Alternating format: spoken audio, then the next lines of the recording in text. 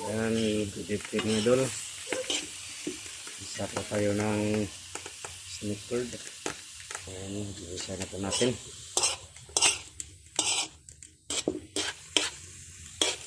Islog lang yung lagay natin mga idol.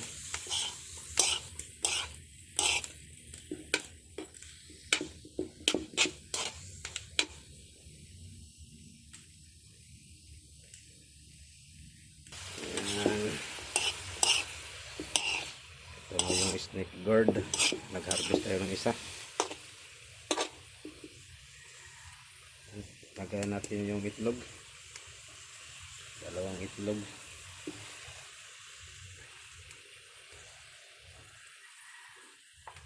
Yan, idol.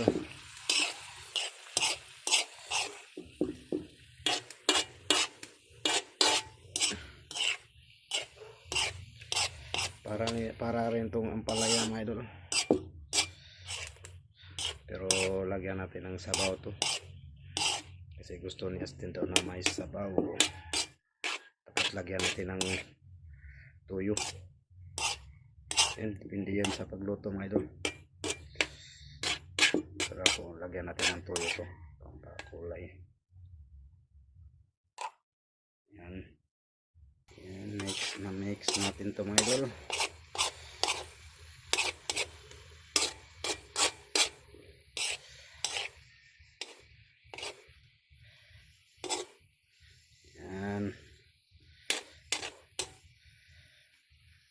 Lagyan ng tuyo mga idol. Kanya discard ito, lagyan natin ng tuyo mga idol. Yan. Kasi mix mo. Yan. Ganyan na siya mga idol.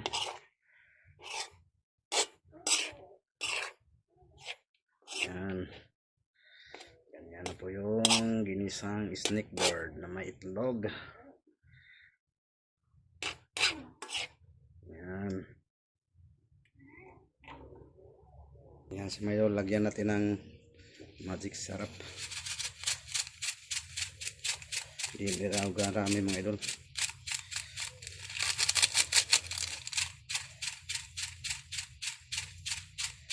Yan. Tapos haluin natin. Nilagyan ko na pa ito ng asin mga idol. Hindi na natin na ipakita paglagay ng asin. Yan. Yan po yung ginisang snake bird natin mga idol.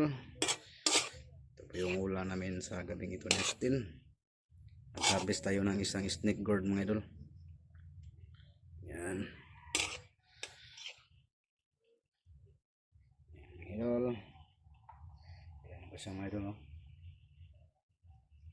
abang lang mga idol. Ito na po siya mga idol. Bali hindi natin napakita mga idol. Nilagyan sa natin siya ng tubig kunti mga idol para magkasabaw rin siya. Yan. Yan, ito na po siya mga idol. Luto na po yung ginisang snake bird natin na may itlog. Yan, simpleng luto lang ito mga idol. Bali tapos na yung template, tikman natin ulit. Yan, okay na po siya mga idol. Yan o. Yan, ito po yung snake bird natin mga idol. Yan o. Kita nyo mga idol o. Yan. Yan po yung snake bird natin. Yan, ready to eat na mga idol. Yan na po yung snake bird natin na ginisang snake bird na may itlog. Yan.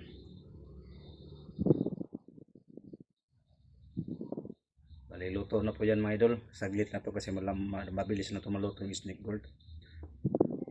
Yan. Yan na po siya. Yan. Luto na po siya mga idol.